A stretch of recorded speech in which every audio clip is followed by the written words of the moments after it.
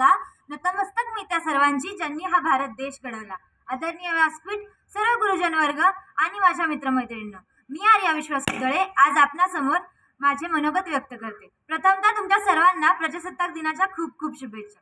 स्वातंत्र्याचा तिरंगा फडकतो, सूर्य तळपतो तेजाचा, स्वातंत्र्याचा तिरंगा फडकतो, सूर्य तळपतो प्रगतीचा, भारतभूच्या पराक्रमाला माझा मानाचा मुजरा. इंग्रजांच्या तावडीतून 15 ऑगस्ट 1947 रोजी जेव्हा आपल्या भारताला स्वातंत्र्य मिळालं, तेव्हा अनेक थोर नेत्यांनी, पुरुषांनी आणि वीरांनी आपल्या जीवनाची आहुती दिली. पण त्यावेळेसच आपण हे ठरवलं होतं की कधीच आपण माघार घ्यायची नाही. म्हणूनच 26 जानेवारी 1950 रोजी संविधान सभेत आपले संविधान पास झाले. त्यानंतर भारताच्या प्रत्येक नागरिकाला, प्रत्येक महिलेला आणि प्रत्येक पुरुषाला समान अधिकार मिळाला. म्हणूनच तर भारताचे प्रथम राष्ट्रपती डॉक्टर राजेंद्र प्रसाद असे म्हणतात की आपण या महान आणि विशाल देशाचे नागरिक आहोत.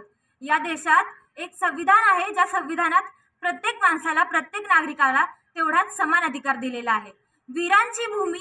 वीरांची भूमी संस्कृतीचा देश, वीरांची भूमी संस्कृतीचा देश, भाषा हजारो पण रक्त मात्र एक, भाषा हजारो पण रक्त मात्र एक. म्हणूनच तुम्हा सर्वांना प्रजासत्ताक दिनाच्या हार्दिक हार्दिक शुभेच्छा.